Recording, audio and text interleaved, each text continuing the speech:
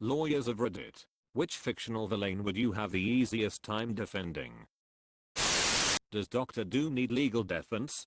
As the ruler of his own country, does diplomatic immunity cover all of his actions? Pretty much. That's how he keeps getting away with things in the comics.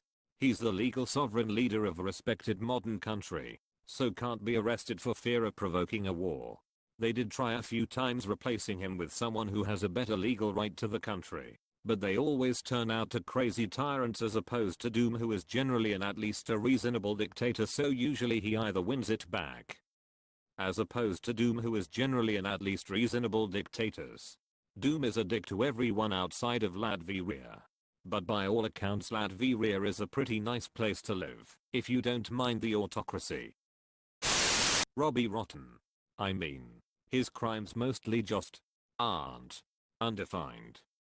The only actual crime I can remember off the top of my head was the time he snuck onto Sportacus blimp and started peeping around with it. Trespassing. Grand theft auto, if that even applies to blimps. Probably grand larceny if it doesn't. Reckless driving. And probably other related charges. Any person who, under circumstances not constituting larceny shall, without the consent of the owner, take, use or operate or cause to be taken, used or operated, an airplane or other aircraft or its equipment, for his own profit, purpose or pleasure, steals the same, is guilty of a Class H felony. Most of the old school Scooby-Doo villains. They didn't really do anything other than scare people off of private property. Most of them are doing so for illegal reasons though, like insurance fraud or tax evasion, or whatever. And they would have gotten away with it too, if it weren't for you meddling kids. When I was a kid I remember being devastated in the movie Big Daddy when the social worker took Zach and Cody away from Adam Sandler. But after watching it again as an adult, although still sad, I'm thinking yay of peeping course they're going to take him away from this stranger. So the social worker from Big Daddy is a layup case.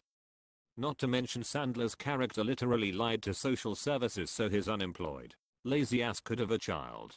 Dude should have been arrested. They were going to arrest him at the end, and then for some reason Jon Stewart saying he was the dad of Julian totally absolves Sandler of fraud. For no reason. Definition: Lex Luthor. 99% of the time uses henchmen who won't talk, and he can definition pay my exorbitant bills. He would probably just defend himself in court. Also, he has to win at all costs. He's a Saul Luthor. I feel like Lex is smart enough to know when to defer to someone else's expertise.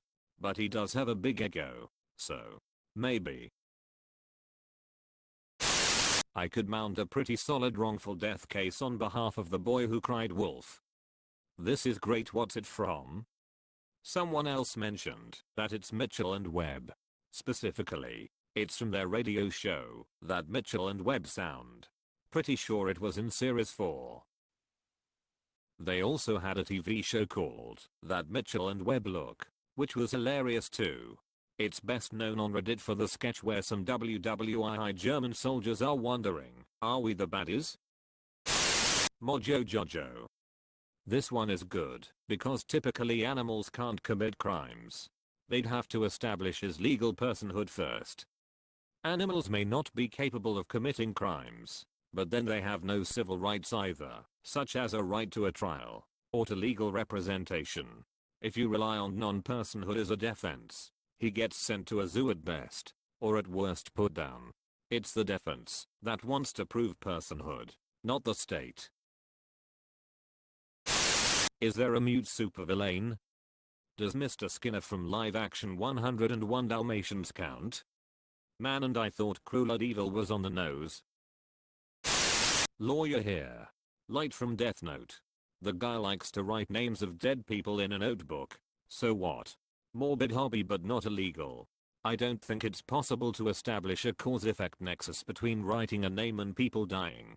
And saying, well, it's magic will not hold in court. Even if you could prove the Death Note is a weapon, which is basically what L has to do, is there any way to absolve Light by putting the blame on the demon? Like parents who leave a gun around the house and a kid finds it and shoots someone. It's the parent's fault for not keeping the dangerous thing away from the lesser being who obviously can't handle it. That would be complicated. Light is old and mature enough to know what he's doing. And it's not like he writes names by accident. So the blame is 100% on him. But, since the demon, what was his name? I can't remember, has given him the weapon and he's just looking. He can probably be charged too, depending on the laws that apply. Drive. Doofenshmirtz. All of his inventions ultimately only end up stealing or damaging the creations of two kids. So he could probably be let out with a theft charge. Really, he's just a lonely, unloved man trying to be seen in the world. Good thing he has his therapy platypus. In some cases his inventions could actually benefit society. I'm pretty sure there was one episode where someone took one of his innators, and it became a machine used by eye doctors to fix eye problems. That did happen, but then he made an innator to do the opposite, so they would go get their eyes fixed, then he would get more royalties checks. Krank from Emperor's New Groove. He does technically kidnap Cusco, but I think we could get his sentence way reduced. I think he could charm the jury. Or completely blow up his own case in the stand. It could be a fun surprise. Your Honor, they shouldn't even have that lever. Lol. Reminds of King of the Hill, when Lucky injures himself climbing over a chain link fence at a potato chip factory. He threatens the factory saying, "I call that attractive nuisance exhibit A." And also I just discovered that an attractive nuisance is an actual legal term. I always thought he was just being descriptive. In my jurisdiction, I would say Damien from the Omen. Minimum age for delinquency adjudication is 12, and in the first movie he's 5. So he couldn't be tried for any of his evil doings. Plus it's not illegal to be the devil's offspring, particularly when the devil himself is a lawyer. We've all seen Devil's Advocate, right? The Wicked Witch of the West. She was angry at Dorothy, but then again Dorothy dropped a house on her sister and then grave robbed the witch's sister's body with Glinda's help. The shoes were rightfully the witch's anyway, presuming she was her sister's only heir and her sister died intestate. All the witch wanted was for Dorothy to apologize and return the slippers she stole. Everything else that happened was the result of the witch's reasonable attempts to defend herself and her property against Dorothy's killing, theft, and trespass. It would depend on the legal status of Dorothy's companions.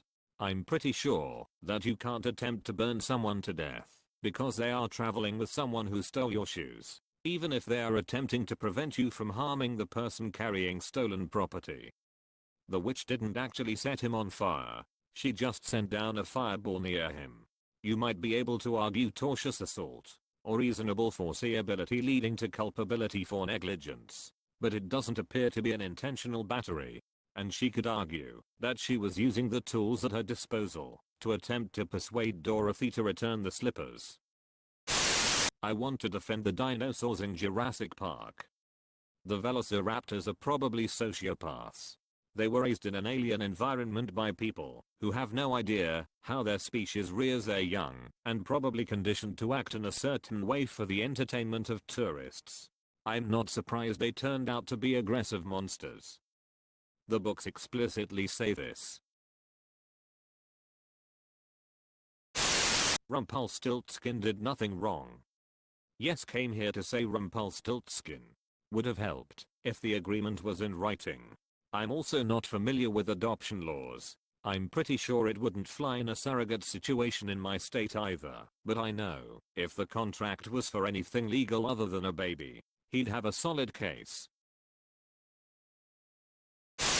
Not a villain, but a scruffy looking scoundrel. Han Solo. Doesn't matter if he shot Greedo first. It was self-defense. At least it would be where I live. Your state's laws may vary. Greedo was the one who pulled a gun on Han. Greedo was abducting Han against his will to take to Jabba, a shot caller / mob boss on Tatooine. While Han had debts to Jabba, owing someone money isn't necessarily a crime. He was a smuggler though. Transporting illegal goods is a crime. Even if they were legal, he was getting them around customs. That's a crime too. Undefined. I agree. While I'm fairly confident I could get Han off the hook for killing Greedo, I can't say the same for his other transgressions. Being a hero of the New Republic though, I'm pretty sure he'd have the right connections for pardon.